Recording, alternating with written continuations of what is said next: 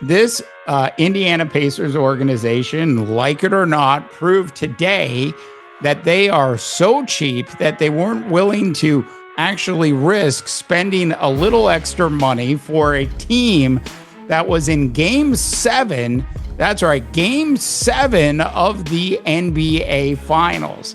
As I sort of look back and think about what's actually happened over the last 24 hours with the Indiana Pacers, I can only conclude one thing, especially if you are a Pacers fan, and that is it is absolutely time for the current ownership group to actually sell the team. I don't ever slow up, no I don't take shit. I got no love for the fakeness. If you wanna play tough and wanna hate this, I'll always show up and make a statement. I don't ever slow up. So the year was 1983. That is actually the year that the current Indiana Pacers ownership group actually acquired the Indiana Pacers for a whopping $11 million. The Pacers today have a valuation of nearly $3.5 billion.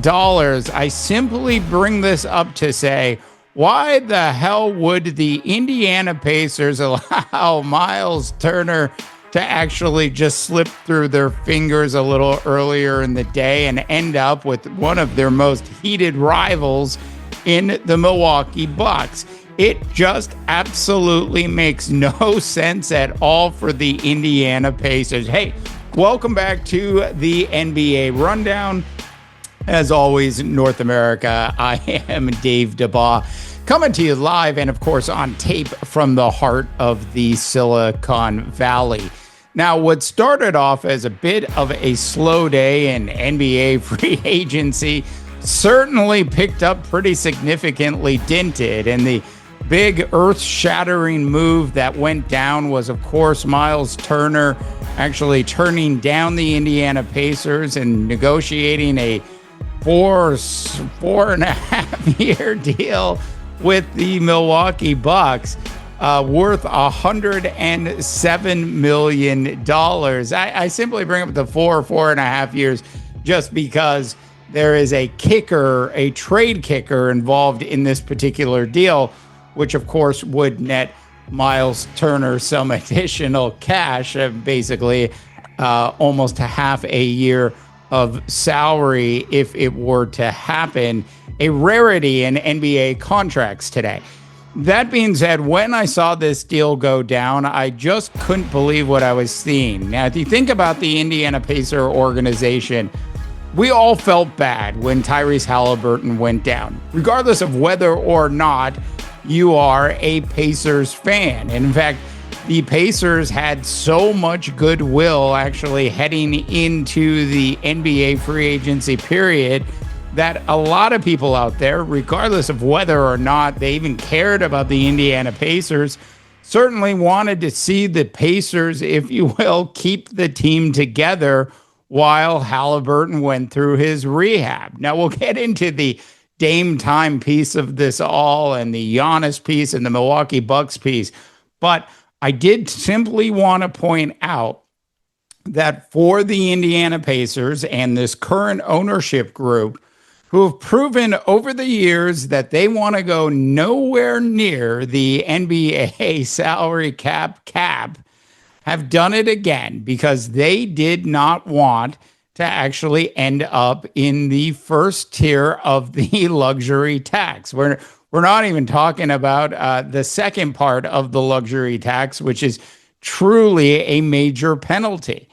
This Indiana Pacers organization, like it or not, proved today that they are so cheap that they weren't willing to actually risk spending a little extra money for a team that was in game seven. That's right, game seven of the NBA Finals.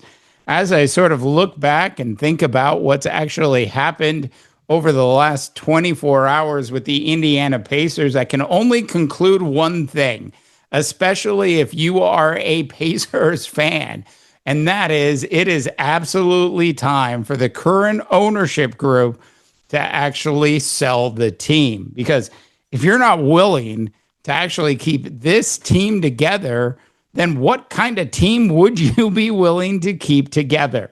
All right, now look, I don't know the finances specifically of the owners of the Indiana Pacers right now, but we do know what the valuation of the team is. And quite frankly, it might even be higher than I said it was, especially on the open market.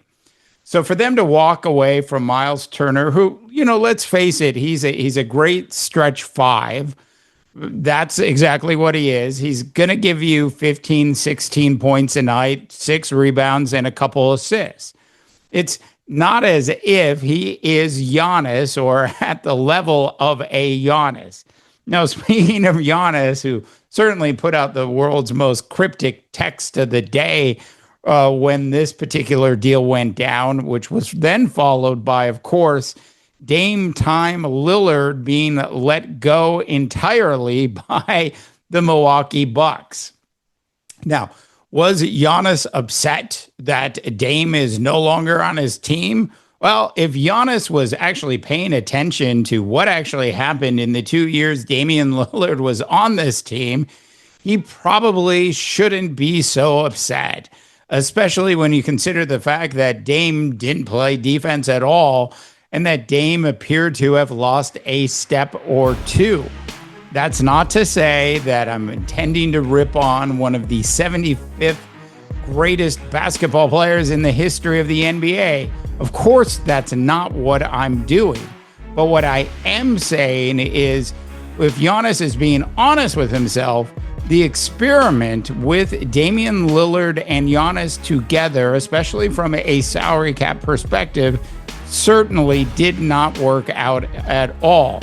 Now, for those people out there that are going to yell and scream that the Milwaukee Bucks are simply tearing it down because they allowed 37-year-old Brooks Lopez to walk out the door and end up in LA, for those people, I simply tell them to go back and look at the footage of Brooks Lopez attempting to play basketball in the playoffs in the fourth quarter. Look, Lopez, as good as he's been at times throughout his career, is certainly heading down and skiing down the backside of Career Mountain pretty rapidly. So in terms of how this all affects Dame Lillard, well, of course, Dame got a $113 million severance package, literally the largest severance package I've ever seen announced. As for the Milwaukee Bucks, they basically get to stretch that $113 million out against their salary cap over the next 5 years.